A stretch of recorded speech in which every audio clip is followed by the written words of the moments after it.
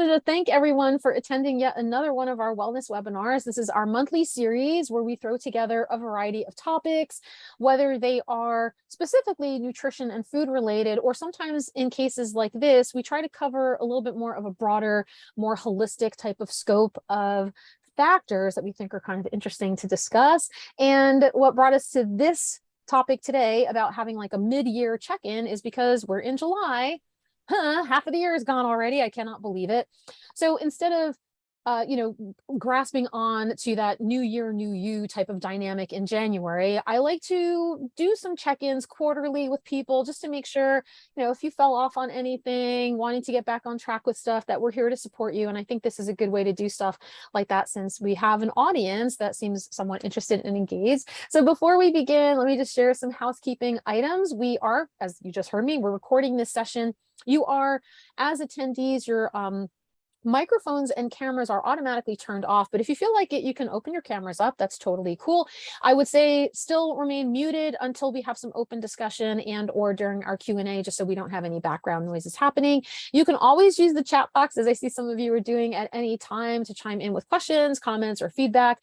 And as we always disclaim in these webinars, everything that we're sharing with you today is not to be taken as medical advice. We are not your dietitians. We are not your specific personal healthcare provider. So please do make sure that you are meeting with your appropriate professionals in your medical realm, and to get sign off or clearance to engage in any kind of physical activity or new habits that you're pursuing in your routine.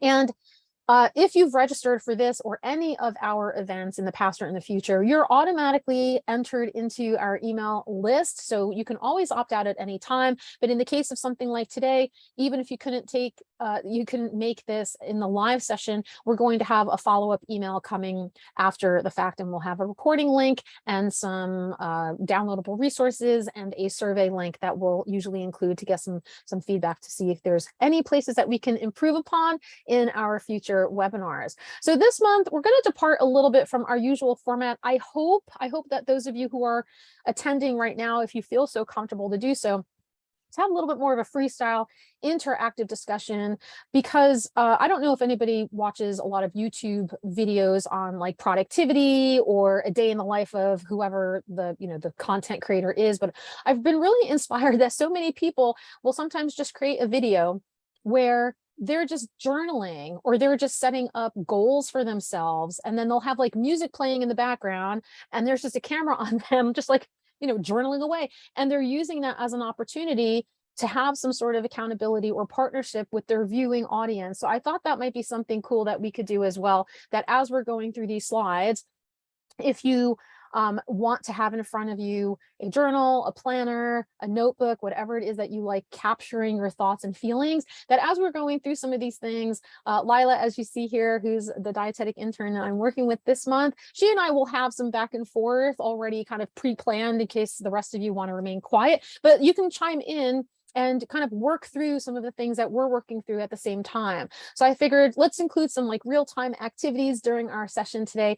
And as I said, if you registered, even though you can't attend, you can still do this on your own, right? You can play it back and see if this strikes anything in you that resonates, and hopefully making room for what aligns with your own goals and pursuits, not just for the rest of the year, but even if you just wanted to take it day by day, but realizing, we sometimes have some timelines. We like to accomplish certain things by certain time restraints. And so maybe if you wanted to start out doing something in the beginning of the year that you couldn't get it to yet, this could maybe breathe some new life and new energy into you to get that started. Welcome everybody who's just joining us. Thank you for coming. Thank you. So now let me formally introduce myself for those of you who don't know me. My name is Dina D'Alessandro. I have been a registered dietitian and nutritionist for almost 6 years. I cannot believe that's how long that's been.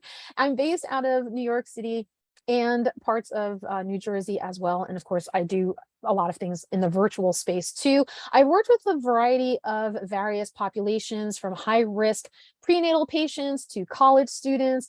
I'm also an adjunct lecturer with the City University of New York.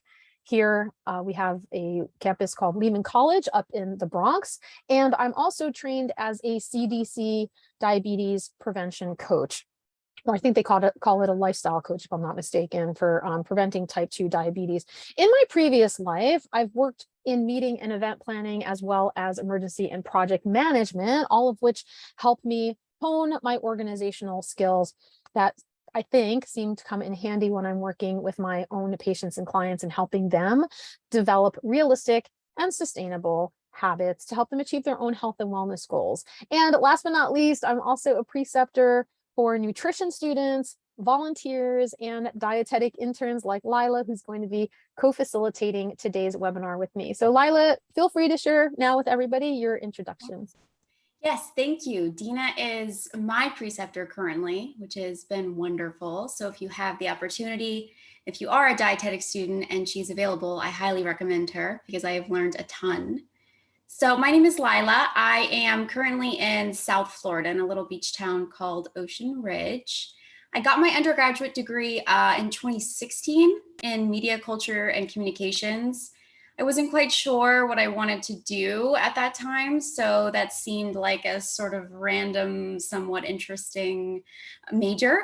So I went with it, and I ended up working in a variety of fields. I worked in recruiting, wedding planning, and then I also became a registered yoga teacher, and I taught for a while in New York. I mean, yoga teaching was wonderful, but recruiting and wedding planning definitely weren't for me. So I knew I wanted to delve deeper into the health and wellness space. And, what goes with movement, definitely what we put into our bodies. So I decided to go back to school. I went for a second bachelor's. So all I had to do, well, not all I had to do, it took 2 years, but I had to take all of the science prerequisites that I had not taken. So organic chemistry, biochemistry, all of these fun classes that were challenging. And I finished that last year. I also did a distance dietetic program. So in order to be a dietitian, they have certain courses that you have to take, as many of you may know. So I finished those courses, and then I applied to a dietetic internship, which I am currently doing. And I am involved with the Keith and Associates distance dietetic program. So what that means is the program is housed in Oklahoma, but I don't actually have to be in Oklahoma. I can choose my own preceptors like Dina to facilitate my rotations. And for that program, I had to do clinical, food service, community, and business and entrepreneurship. So that is the rotation I am currently in with Dina. And it is my final rotation. I have one more week next week, and then I will be studying for my exam and hopefully launching my own business and starting work as a dietitian. I love that. Very proud of how far you've come, because Lyla, I think I don't remember exactly when we first reached out to each other, but it's got to be at least over a year, because that's in itself of procuring preceptors. You still have to work that far in advance, but it might even be a little bit longer than that, because you used to volunteer with me too. Yes, I used to volunteer with you. It has been a long journey. Yeah, and I mean, that's the thing I love with working with people like this, is that we have such a long relationship, and it's the gift that keeps on giving, as far as I'm concerned. Yes, definitely. Thanks, Lyla. So now for everyone, oh, look how cute everybody is in the chat. Thanks, everybody. So, and thanks to what you're sharing. Congratulations, Lyla. So let's learn a little bit about those of you who are online with us right now. If you don't mind entering into the chat box where you're currently watching from. So where's your physical location?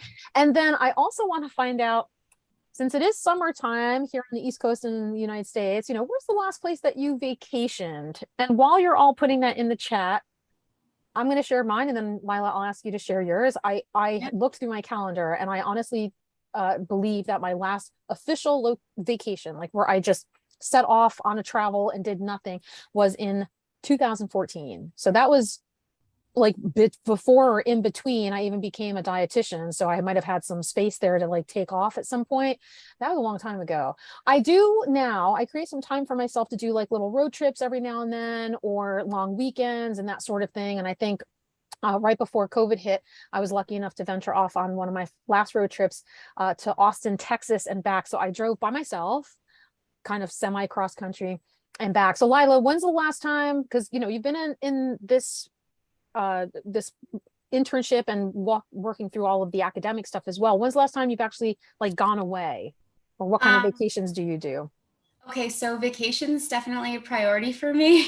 I won't lie. I like to go on vacation. So this year, I'd say my last vacation was in April, and in May we did long weekends in LA and New York. I had engagement parties, and then I have a couple trips planned. I'm pregnant, so when I found out I was going to have a baby at the end of the year, I knew I needed to travel now because next year the traveling won't be as easy.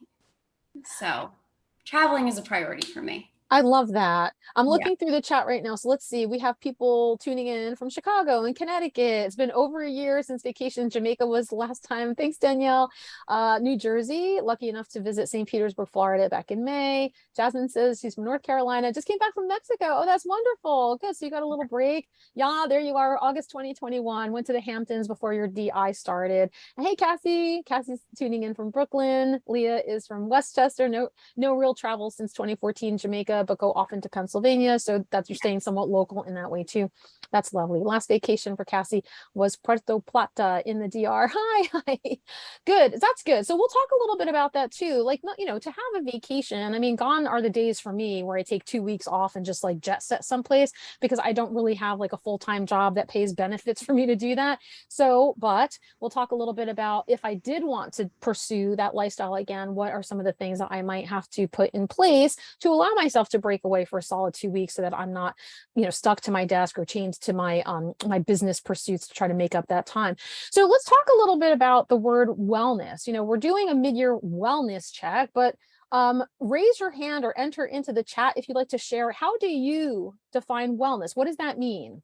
So I'll give everybody a second here to chime in. How do you define wellness? And I'm putting in the chat as well. How do you define wellness? What does that mean to you when somebody says wellness? And for those of us, as you're typing in the chat, or if anybody wants to, let me see if anybody's got their hands raised here. Or you can unmute yourself. I don't think there's that many people on right now if anybody wants to chime in. But I was going to say, especially if we're working in the health sciences world, which a lot of us are, we hear that word come up a lot. And we'll talk to you about like health in itself. Like, how do you even define something like this? Because I do think it tends to put constraints on people who are not the definition of perfect health, or maybe it sets up some unrealistic standards, or maybe put some challenges in line for people who think, how do I maintain optimal health? Like, what is that? And I feel like I want to, maybe destigmatize that and also alleviate any of the pressures that are involved in that. Sometimes good enough is good enough, right? Or we have to maybe live with certain conditions or disabilities or injuries or illnesses, and we're never going to be 100% perfect in anything. And I think that's just the beauty and complexity that is being a human being. So let's take a look in the chat. And Lyla, do you want to chime in too? Yeah, I mean, I think for me, wellness is definitely about habit forming. Mm-hmm. So I think for everyone that's different. I know I have kind of a long list of routine that I like to do just because the wellness space really interests me. And I have certain things that I do in all realms, whether it's my skin or time with my dogs or exercise or how I eat. And I have certain things in my mind that equal what will make me feel good. I know what those things are. It doesn't mean I'm going to do them every single day, but I do at least think of them every day, even if I don't do them. And that way I'm aware, like if I eat a certain thing and I don't feel good, again, doesn't mean I won't eat an ice cream sundae again. It just means maybe I'm more cognizant of how my body reacts to certain things. I'm more in tune with my body. Because if I'm going through a stressful period, maybe I won't double down on the ice cream sundae because I know that'll then cause both mental and physical symptoms. Let's just try to have mental symptoms right now, if that makes sense. It does So make be more sense. in tune with your body, I would say. Yeah, I think you're right. And I'm looking in the chat also that individual approach to different kinds of habits, how people prioritize certain things, different factors or categories, which we're going to talk a little bit about today as well. So thank you for Danielle, Antoinette, thank you. And Leah, thank you. Yes, exactly. So the balance is something we're going to talk about as well. How do we balance some of those emotional, physical, and spiritual health? And it is a very individualized thing. Not everybody follows the same kind of unique pattern that other people do. And social too. Yep, absolutely. Yeah, yep, very dynamic. Thank you. So I thought I'd share, I'm going to be so cliche right now being like Webster's dictionary defines, but I figured I'd share what I found online according to some of the health and medical sources I was looking at for this webinar, that the way that they define wellness is the state of being in, quote unquote, again, good health, whatever that means, especially as an actively pursued goal. So that's something that also could potentially put pressure on us to have this consistency going, right? Like always being on top of every little thing. But like you said, Lyla, there's going to be ebbs and flows. Like when we are having low energy days, or we just need to kind of like sit with it, I might not be making the best choices for myself, and I'm going to have to be okay with that. So of course, now we're talking about how do you understand what good health is. Being healthy can include any of the factors that are involved in our overall well-being. For anybody who's worked with me before, you know that I usually focus on what I call the 4 pillars of health, which is food, mood, sleep, and exercise, or, nutrition, mental health, sleep, and physical activity. But for today's discussion, much like we did, Antoinette's here, so much like we did for our Fit Fab Feb webinar back in February, we're going to elaborate a little bit more and incorporate into our discussion some of the different categories that you see listed on this slide, which may be either overlapping or interchangeable with others. So we're talking about the physical well-being, that's like what's going in ourselves. So that would include food and sleep and exercise. And then as you can see there, mental, social, spiritual, etc. And then we'll also talk about how we individually define an actively pursued goal. Now, before I move on to those next slides, I want to make sure, as I've been doing with a lot of these webinars in the series, and I think it's going to be a part of just my regular discussions no matter where I am in life, is I want to make sure that I'm recognizing that access and equity both play a big part in how we manage and engage in these wellness factors. I believe that it's a very privileged position for us to have, to even be able to have these conversations and address our control over so many of these factors and be able to set goals for ourselves when there are so many disparities that exist in the healthcare system. So for our webinar purposes, we want you to feel comfortable with whatever it is that makes sense for you. And I also encourage everyone who can to please continue this conversation if you're not already doing so. Please advocate for those who are more marginalized in your community, state, or country, however you want to advocate or empower those people. You could either raise awareness, you can understand social determinants of health, you can engage in conversations, you can educate yourself, read books, you can get involved by volunteering for different community organizations, you can engage in conversations on social media. Especially, like I said, for those of us who are involved in the health sciences, where you're training, right, the academic stuff that we've gone through, the rotations that we've gone through, any kind of hands-on learning that we've had, or if we're working in a facility, an environment, those trainings should include working with disadvantaged communities, reducing implicit bias, and helping us develop cultural humility, right? Being sensitive to people and not just slapping on this one size fits all, eat more of this, eat less of that, move around, whatever, and call it a day. So if you're currently experiencing inequity of any kind, I really do want to encourage you that this is a safe and supportive space. Please feel free at any time to reach out and let us know how we can support you or provide you with some resources if you need any. So thank you letting me go off a little bit on that tangent.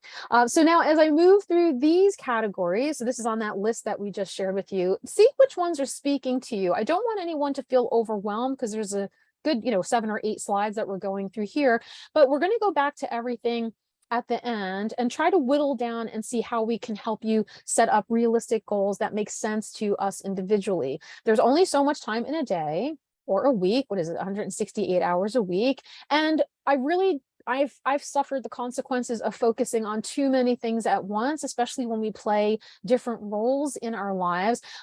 Because, when you're focusing on all these things, everything becomes urgent and nothing becomes important. So a lot of our attention gets taken away and we're doing things kind of at half-mast in that sense. So starting with physical wellness, literally what's going on inside you? Is there anything that you can recognize as far as behaviors that you've been meaning to engage?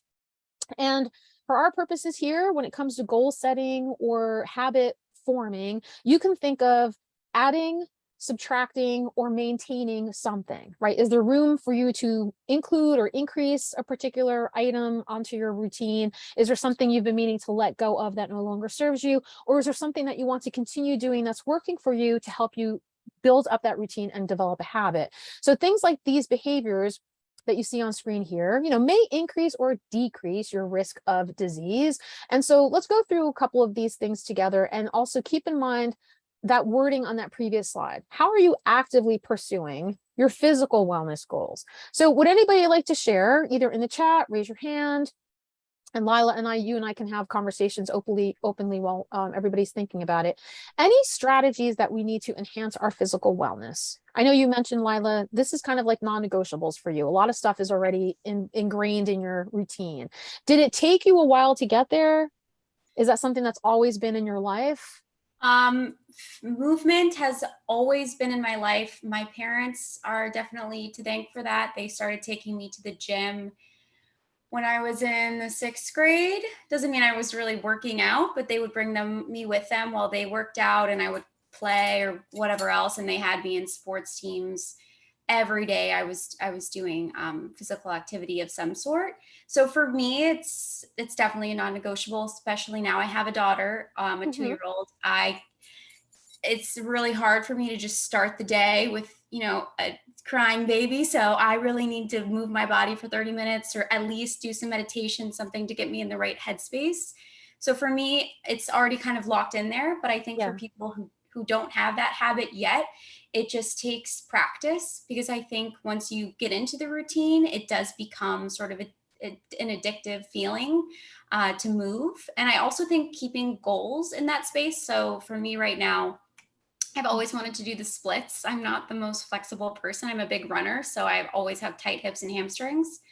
But it is a goal. So every night before I go to bed, I have a 20-minute split stretching routine. And I take pictures sometimes, or get my husband to, just to see if there's progress or not. There's not been a ton, but I'm slowly moving in that direction. So that way there's at least something that I'm working towards. So that helps too. I love that. So it helps that you've already kind of had this from the onset. There's definitely certain things that I can recognize in my family history that don't align with who I am right now. My family was very big on just like work, work, work, and focusing on paying the bills. And but what we did do was, we would eat as a family together. My dad also had a garden in the backyard. My mom home cooked pretty much everything. And we always went for walks after dinner. Like that was something that was just ingrained. So for anybody who doesn't know, I'm first generation Italian American, and that's just something that's ingrained in them. It's like, let's go for a walk and, va camina around the outside and go say hello to our neighbors. And so that was something that was developed in me. And then I slowly lost a little bit of that over my 20s. And so, and then in the last handful of years of coming back into the health sciences as a career, I'm really trying to do my best to practice what I preach, but more so for myself, not just to be like, oh, I'm an example for my social media followers or for my clients, but really, how does it make me feel? So let's take a look at the chat. Thank you, Danielle, for confirming that, validating that. Antoinette says making movement a family activity. Yeah, going to the gym. Right. So having a buddy or a partner with that is helpful too, to keep each other engaged while not missing time. And that also helps to, individual, exactly. That's great to have that kind of buddy system. So if anybody else would like to chime in or share as I'm advancing through, please feel free to enter into the chat or raise your hand. Right now, I know I'm dealing with sleep. This happens every time I discuss anything wellness related. Sleep is always an issue. I have tried desperately to get to that 7-hour mark, and I just can't, but it's gotten so much better. I'm now consistently at 6.5, where I used to be very erratic, 4 to 5 hours or so, or like I had huge bouts of insomnia. And so, especially for anybody who's got a lot on their plate, or struggles with nighttime twitches, or a lot on their mind, or taking on a lot of activities and things, that can really play a role. So sleep is something that I'm trying very much to get a handle on. Okay, moving. Oh yeah, go ahead. Sorry, Lyla. Yeah, sorry. I don't know if this might be interesting to anyone, but I listened to a podcast recently on like respecting the circadian rhythm. Yeah. There's a lot of things that you can do at night to put you in a good headspace for sleep. Big one is light. So not only obviously trying to stay off your screen for a couple hours before if you can, but also just the lights in your home. So if you go to the bathroom to brush your teeth or whatever else, instead of turning the lights on, you could find red light is actually normally the best, I guess, because it doesn't wake up the brain as much. But keeping the lights super dim, maybe lighting a candle, that can help to keep you in a calm state. And also, if anyone's ever tried yoga nidra, it is not a movement practice. It's just you can lie down, and you can find like 20-minute YouTube clips, and they basically just walk you through all the body parts. It's so relaxing. I do that at night before I go to sleep. It really puts you in the right headspace. Sometimes it sends you to sleep, which is not technically the point, but it does put you in the right space for it. So light, sound, nidra, those are my recommendations. Yeah, I love that. Like night lights too, little plug-in things that have a teeny little bulb that just kind of light the way to your bathroom or whatever. That's a really good point, so that you're not flicking the switch and waking yourself up. And yoga nidra, I swear, like I barely get through some of it if it's guided, and I'm already out like a light. So find what works for you. If anybody came to our Alzheimer's awareness webinar last month, sleep is a very big factor with cognitive health and decline. So we're finding a lot of research that shows if you deny yourself or have poor quality and poor quantity of sleep, it can really affect or put you at higher risk for things like Parkinson's disease and dementia later in life. So I definitely think that's a priority for a lot of people to hopefully pay attention to. All right, so let's talk about mental well-being. And I'm realizing now there's a lot of factors in here. So I'm going to try my best to go through these somewhat slowly, but keeping an eye on the time so we're done at the 1 hour mark or slightly shorter. This includes everything, right? Emotional state, well-being. And again, we said a lot of things might interact or overlap with each other.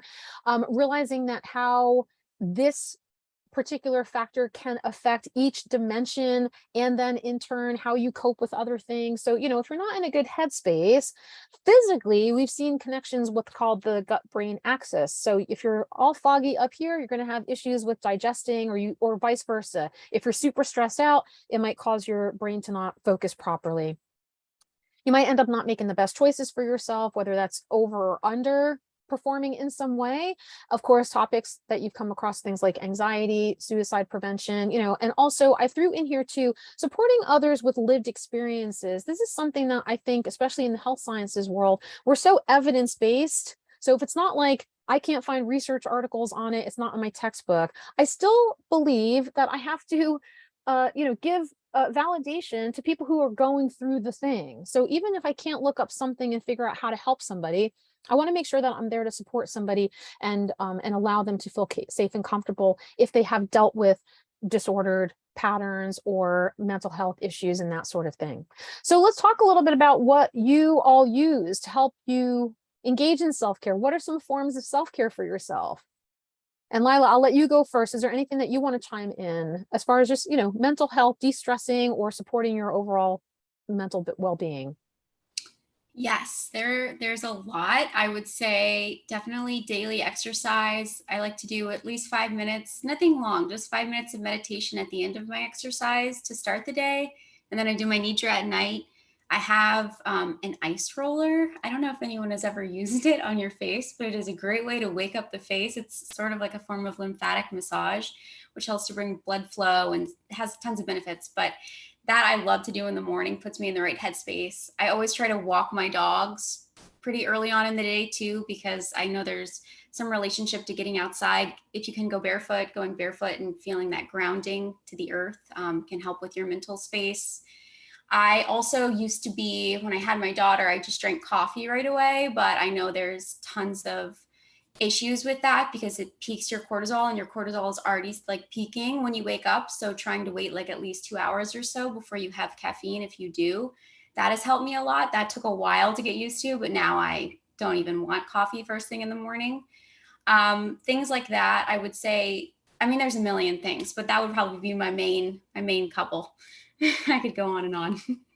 I could too. I've been very transparent and open. Back in 1998 or so, I think it was, I was officially diagnosed with bipolar disorder, and I had been on and off medications, mostly Zoloft, which seemed to really work well for me. So I never had any kind of bad side effects or didn't feel loopy or anything from it. And then I am a huge advocate of therapy. I mean, I've been seeing a therapist since I was 19 because I think talking out things and not keeping them in my head, even though I'm very much I can solve everything myself, I definitely encourage people and advocate for finding a therapist that you enjoy working with, whether it's a clinical social worker or somebody in a healthcare setting, or if you're a student, student health centers or counseling centers might be made available at a low cost discounted rate. Depending on, what your health insurance covers, wellness sessions and things like that. I even had I haven't seen the same therapist my whole life since I was 19. I definitely go back and forth with who I'm working with, but I had my conversation with my therapist yesterday. And sometimes it's just like, I'm doing okay. Like I'm still on an even keel. I'm just checking in. So I try to make sure that that's something also that I don't fake myself out because things are going well, that I know underneath it all that there could be something really small that gets triggering for me, and then boom, the downward spiral starts happening. So much like Lyla, you were saying you kind of have a checklist of things to do. I literally have like take a shower. Like that's a big thing. Just get up and wash your face and get in the shower. If I have done that, then I know I've put myself in a space that I've taken care of myself. So even though that's like a physical thing that I'm doing, a hygienic thing I'm doing, it's actually providing me with mental health support in just feeling clean and organized in my hygiene. So if anybody is dealing with anything like that, feel free to chime in or think about things that you might want to focus on if you're working in that mental well-being support. All right, so let's go on to social stuff, how we interact with community, those around us. I mean, especially right now, right, as we're slowly but surely coming out of this pandemic, we're no longer under lockdown, but engaging in large or small group settings is maybe feeling a little bit weird or awkward for some of us, or we're finally happy to be back out. If you're like me, I don't mind being isolated and kind of introverted at times, but that could also play a huge role in my mental health as well. So this is about building support system of family, friends, peers, professionals, having healthy relationships, having those maybe uncomfortable but necessary discussions with your loved ones or people in your social circles about setting boundaries, discussing things, especially if, well, it doesn't matter what age you are, like consent, right? This is something that comes up often. We want to make sure people are respectful of our bodies. So some of these things may include, as I said, isolation, things that you might want to address, having that discussion with somebody about setting boundaries and communicating your needs and your wants in that way. So is there anything that anybody would like to chime in on as far as these things are concerned? Social wellness, a variety of different things. It could even be, taking a class on how to be a public speaker because you're super shy and you want to break out of that. So think of some things that you might want to be doing in that realm. Lyla, is there anything on your end related to social wellness? I think one thing that I love about my marriage, I love my husband. However, he only provides a certain element of social wellness. I love my girlfriends. Mm-hmm. My girl time is definitely also a non-negotiable for me. And I feel the same way my husband with his male friends. He needs that time to talk about whatever they talk about. So I think if you are in a relationship, encouraging your partner to spend time away from you and with their friends is really important. And same thing with your family. I live next door to my mom. So not only does she help me with my daughter, but also spending time for just the two of us to connect really helps, I think, her to feel and me to feel like we're connected. So making time for each other, and my friends that don't live nearby, taking the time to call them. Sometimes it's inconvenient. I have a lot of things to do, but I always feel better when I talk to them. So making time for the phone call, not letting those friendships die, I think helps your overall wellness inside. Yeah. And isn't it so fun when people are like, oh my gosh, I was just thinking of you, or thanks so much for checking in. That made me feel so good. Um, 100%. I I think I've shared this in one of the previous, Cassie, it might have been the one that you and I did with stress management. We had a conversation about like our calendars and setting up goals and stuff and just like plugging in stuff. Like you don't realize sometimes how many days or weeks go by where you talk to people and you're like, we should go out for lunch. And then it's 2.5 years later and you're like, we never went out for lunch. So I try to put things in my calendar, like the second I have those conversations with people. And even though I love when people cancel on me because I'm like, woohoo, it gives me more time to do things, to catch up on work or whatever. I still know that I need that outside energy to keep me going and to maintain my mental health as well. So case in point, I'm going out this Friday, like, midday, late afternoon, and having an early bird dinner with one of my former students and current colleagues slash friends. And that's going to be nice, just to be out and hang out and catch up with her. So I try to make a point to do that every couple of weeks or so. All right, moving into spiritual wellness. So now we're talking about, those core principles, values that help give you direction, give you purpose and meaning in your life. We are very go, go, go. But if you were to stop and think about, what is all of this about? Like, what does this matter? Is anybody really going to benefit or miss me if I pull away from something to focus on something else? This is also something that encourages wellness. And it's however it is that you define spirituality, whether it's through religious beliefs and prayer, whether it's through meditation, whether it's through journaling and gratitude, self-understanding as well. That's a big thing that I'm kind of going through with trying to be at peace and create this balanced space for myself. So would anybody like to chime in as far as your spiritual wellness, anything that's on screen here or other things that might come up? If you want to add in the chat, or feel free to raise your hand. Well, I can start. I mean, Yeah. I received some feedback from my husband and my mom that I was complaining a little too much about when my daughter is being difficult or I'm feeling overwhelmed. There were a lot of complaints, I guess. So I did some research on how to stop complaining, because I do love my life and I am happy. And I found that a gratitude journal is really helpful. So I do try to write down not only the things I'm grateful for, but also the things that I didn't like about the day. And I write them down sometimes instead of bringing them into life. Because when I write them down, what I found was the grateful column versus the ungrateful column. I mean, the ungrateful column is way smaller. It's normally one or two things and they're pretty insignificant. Whereas my grateful column is actually what matters. So I don't do it every single day, but if I'm having a hard time, I'll write it down as opposed to always burdening my significant others. I think it's been helpful way to be more self-aware. Yeah, absolutely. I something similar in my planner. So I have a calendar, I have a digital one and I have a hard copy planner. So in my calendar every month, I'm just putting down like things that I remember that I've enjoyed. So like a beach day or a conversation with a friend, or whatever it is that, or like a fun movie or something that I watch, because I tend to go down into the negative a lot of times and just remember the stuff that brings me down. And I'm purposely trying to be like, oh yeah, that's right, a lot of good stuff does happen to me. Like I should make sure I'm paying attention to that. Let me just skim through the chat here.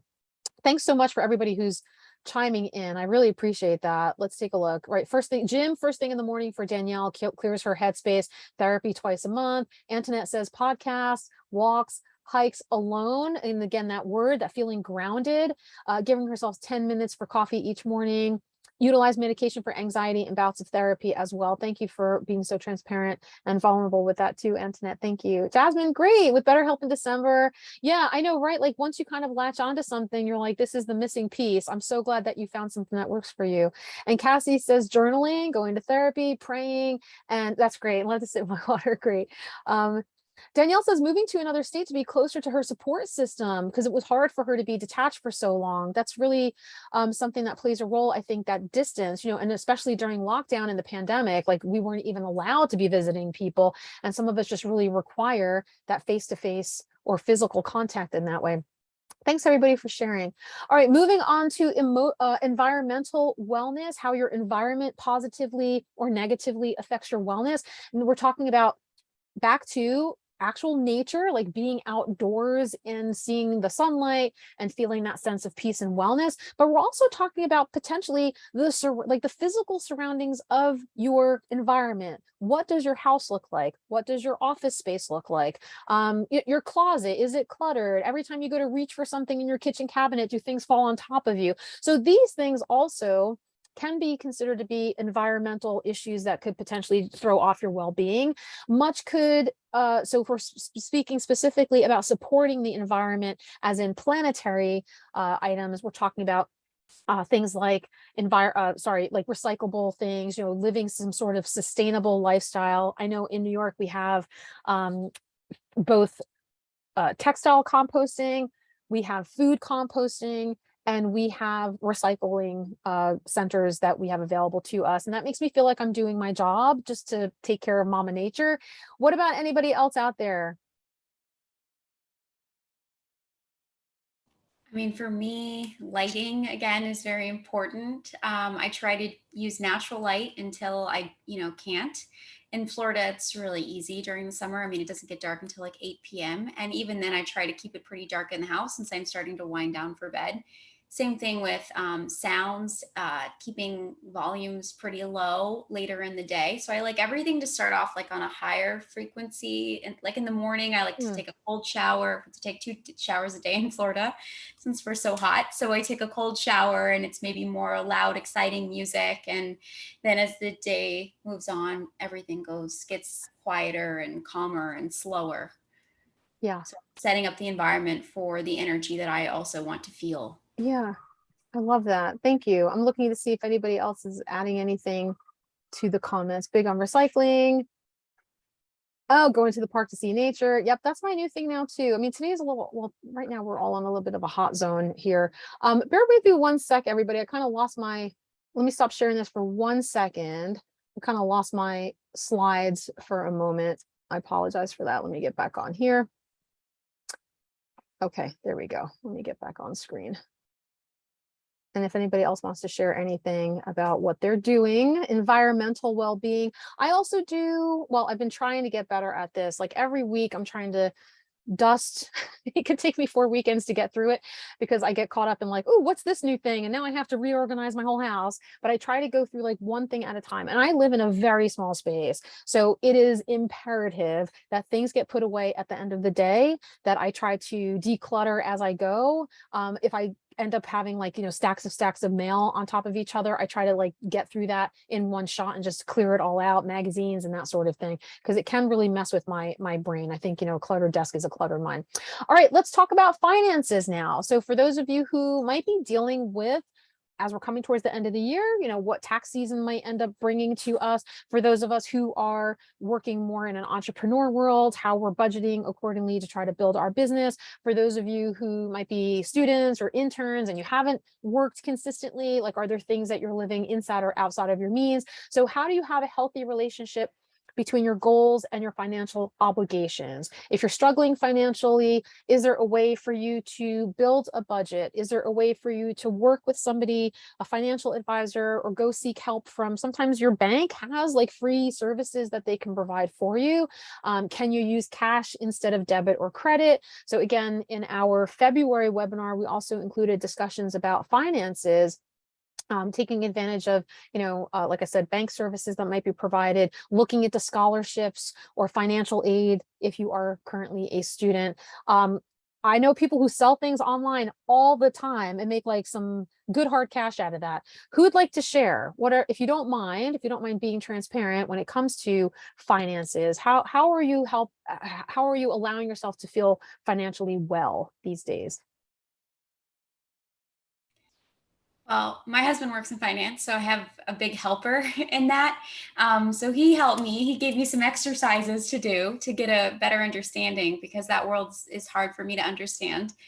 But going through the credit card statements and sectioning out things, so groceries, miscellaneous, something for my daughter, whatever it is, and then looking at how much I'm spending each month, doing a compare contrast, see where the large numbers are coming from and maybe why they might be. One thing I was terrible at, admittedly, was looking at like the small print numbers. So if there's like a automatic delivery charge or something that I kind of wasn't paying attention to, that really adds up, especially with grocery deliveries and things like that. Also, when I sign up for things and forget I signed up for them, and then I'm just getting charged for them every month. So doing audits to make sure that I'm not, I forgot to cancel it, and making sure I'm doing that, because again, that adds up. So I think doing those self checks is really helpful, and it's pretty easy, honestly, since everything's online now. You just have to look through it, do a Word doc or an Excel doc, and you can check on yourself that way. I think also paying your credit card bill, for me, it's going to be the first of every month, and paying it off in full if you can is ideal, because then you don't accumulate the debt. That's the Yeah. goal, right? you keep the interest rates low. I throw like literally, if even it's just $12 in between actual payments, I'll just do that just to keep putting something towards it. And Lyla, I know you and I were talking about this earlier. And for those of you who are online, whether or not you are involved in dietetics or the health sciences, if you end up working towards a career versus a goal, which will versus a job, which we'll talk about shortly.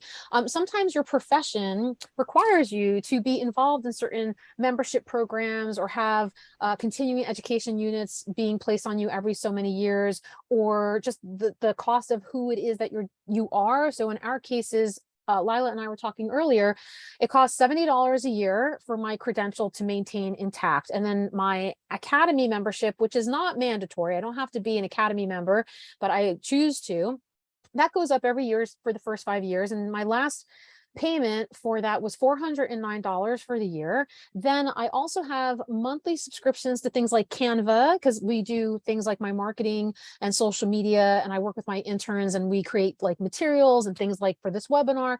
So that's like $10 a month. Zoom, right? I do these wellness webinars. I charge you nothing for it, but I pay $12 to $15 a month for Zoom. My electronic health records system that I use when I'm doing one-on-one counseling has to be HIPAA compliant. That's $75 a month. I mean, it just goes on and on and on. And now I'm trying to see if I can get involved in taking health insurance.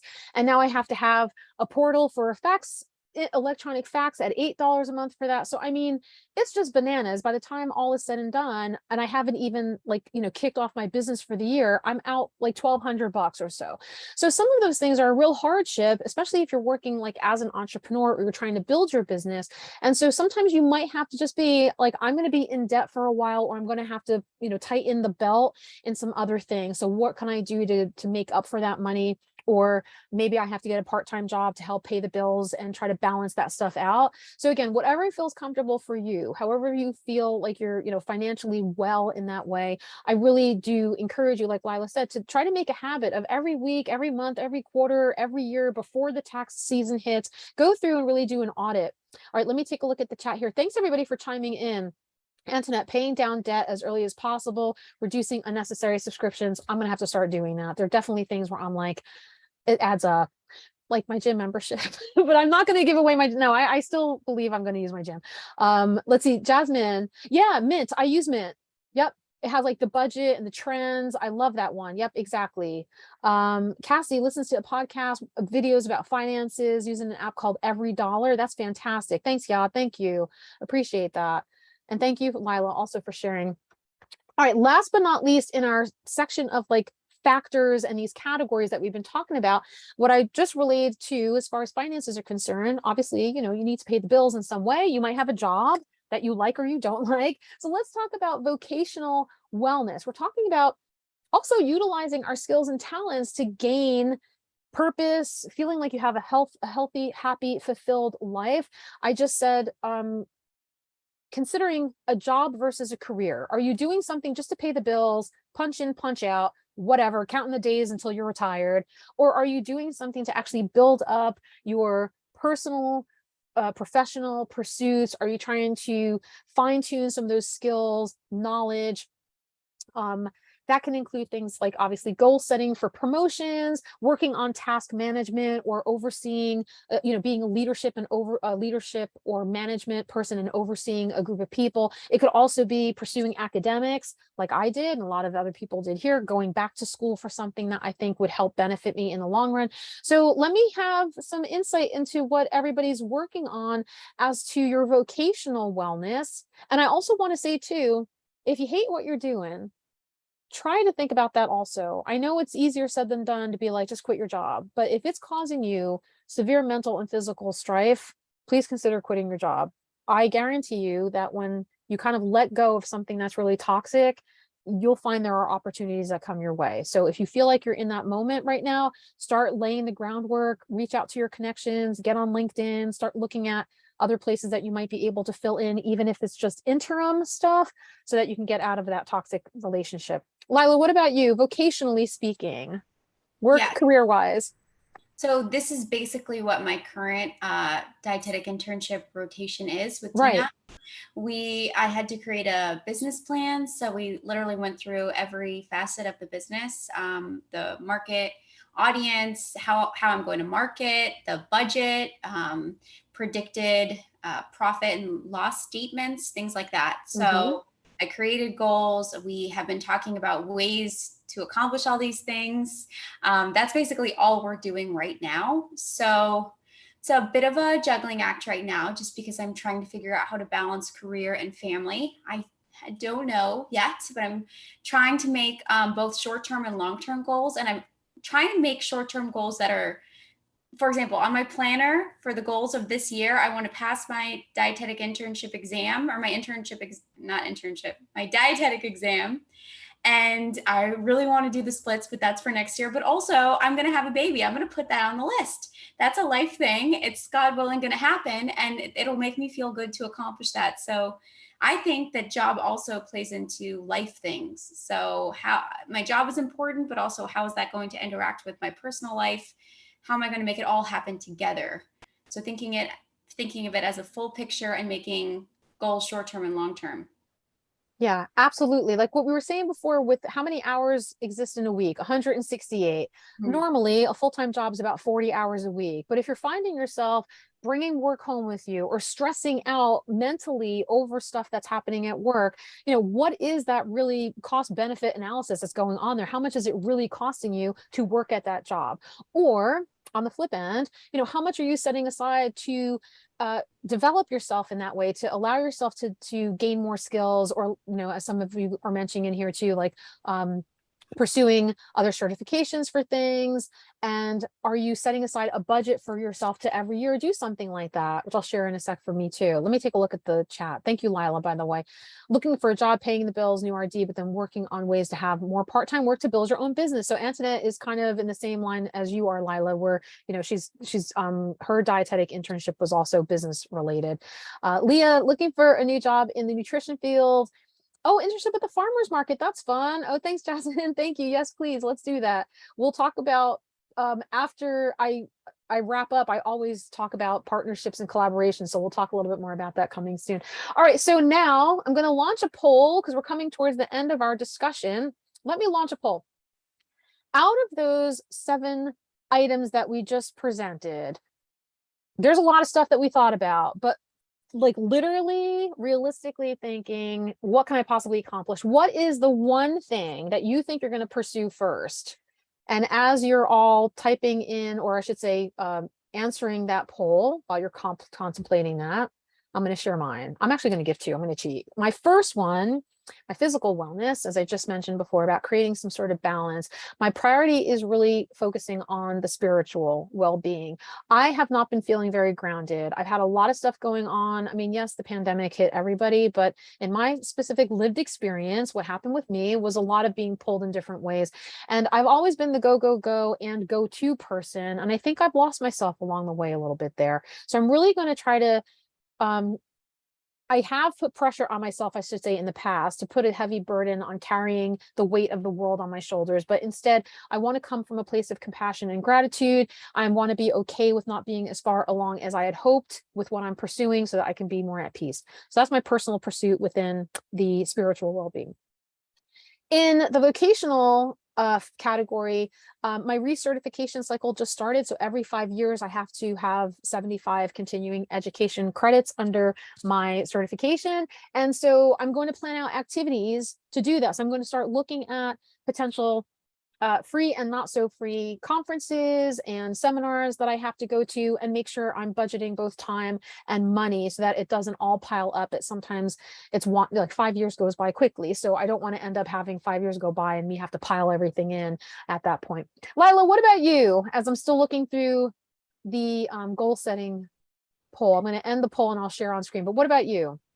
Mental health is my main priority right now, because I struggled with a lot of anxiety last pregnancy, my first pregnancy, and especially postpartum.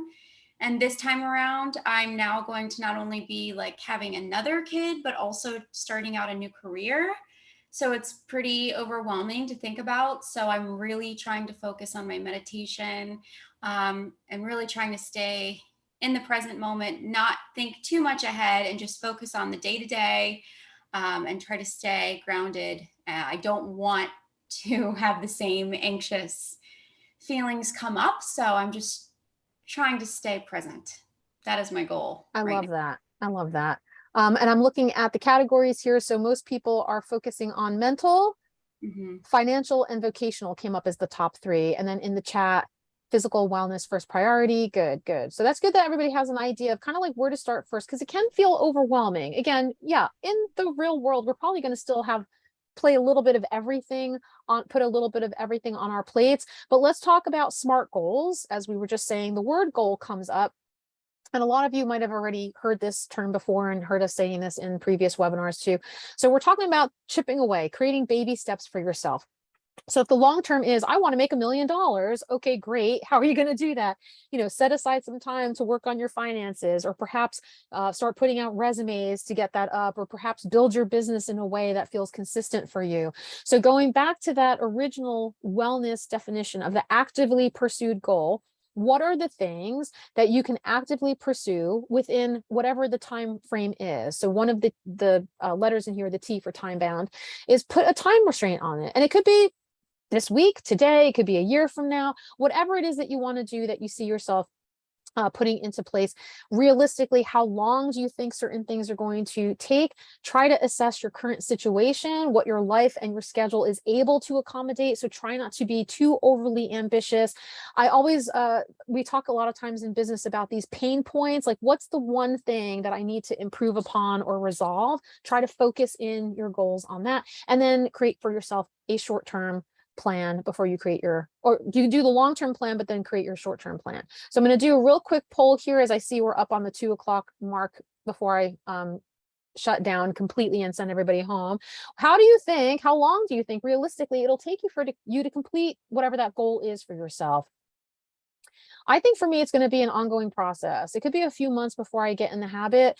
And quite honestly, I think I have the luxury and the privilege right now to kind of ride out the rest of this year. So I'm going to make an effort to just like scale back as much as possible and just do a lot of deep soul searching and a lot of deep work, inner work. And then 2023 will be like year of Dina. I hope at that point. Anyone else want to chime in? Let's take a look at some of the poll questions or poll answers on here. Yeah, that's okay. Thank you, Jasmine. We'll keep in touch. We'll keep in touch. I realize we're going over by a bit here. Lyla, what about you? Anything in particular that you're looking to achieve within a certain structure or time frame? Yes, by December 24th, I want to have passed my RD exam, published my website, and had my baby. Good. Good. All at once. That's good. That's good. Time Time constraint. Exactly. I want to share. Okay. So that's good. About a month, about 3 months. We do tend to sometimes underestimate. So I would say maybe add a cushion to that, you know, allow yourself some flexibility that if things don't necessarily get back on track or meet that criteria in time, that you have some flexibility in there. For me, I'm going to set about 10 to 30 minutes each morning to journal, to have like a morning routine for myself and try to get in the zone there. All right. So being that we're a little bit over time, let me get in here just to see if I have any more questions, comments, or feedback that have come up. If anybody would like to share, of course, I realize if you have to go, you can go. This is being recorded, so you'll get the link. Anything else? Any final things? I don't see anything new in the chat that we need to address. I think we've captured everything. I really appreciate everybody chiming in on that. Thank you, Leah. Thank you. And so a couple of things, a lot of you who've attended the webinars in the past, this is kind of the same stuff, but I want to throw in something new and maybe you'll be into it. So after the fact, usually about a week or so, and I'm realizing we were a little bit late in the last one, about a week or so after our webinar ends, we'll put together an email and send you a link, a recording link, some downloadable freebies. We'll also send a link to a feedback survey, which I'm actually going to copy paste into the chat right now. If it's easy for you to open this up on your browser, it's just a handful of questions, about 10 minutes or so. And the name of our webinar today is just called the Midyear Check-in. And this helps us with improving anything in the future. And it also gives me a list of other potential topics that you might be interested in.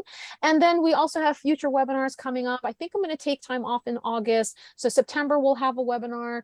October, I'm not sure what the topic is. November, we will. And then December, I usually do an annual mental health fundraiser. So that'll be like a little retreat that we do virtually, and you're all invited to that too.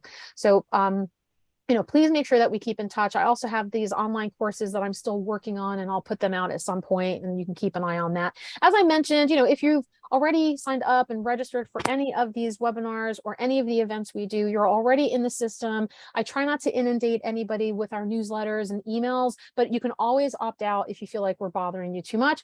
And we would love for you to stay in touch. So please, if you can, connect with us. I'm literally Dish with Dina across the internets.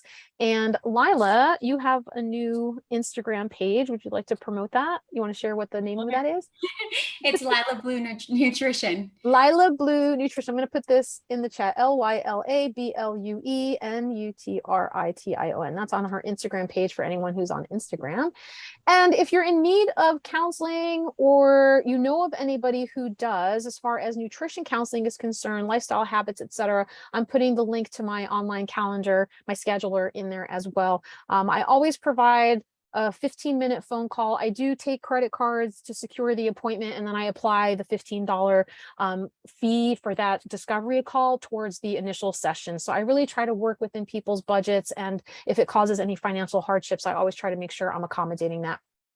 Speaking of money, if you have donations and you want to share, please feel free. I do have a PayPal account and a Venmo account that I will include in the email that goes after this. But of course, you are always more than welcome to show up whenever you want to. We love doing these things for free, but any little bit always helps with offsetting the cost of putting together things like this, and also helping with interns, giving them some special accommodations, because they do spend an entire year not making any money and while they're in their rotations and their internships.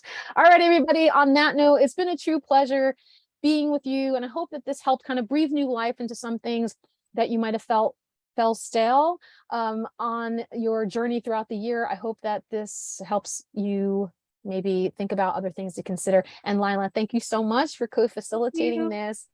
Much appreciated, everybody. Have a great rest of the week. Please treat yourselves well, and we'll see you again in the next webinar.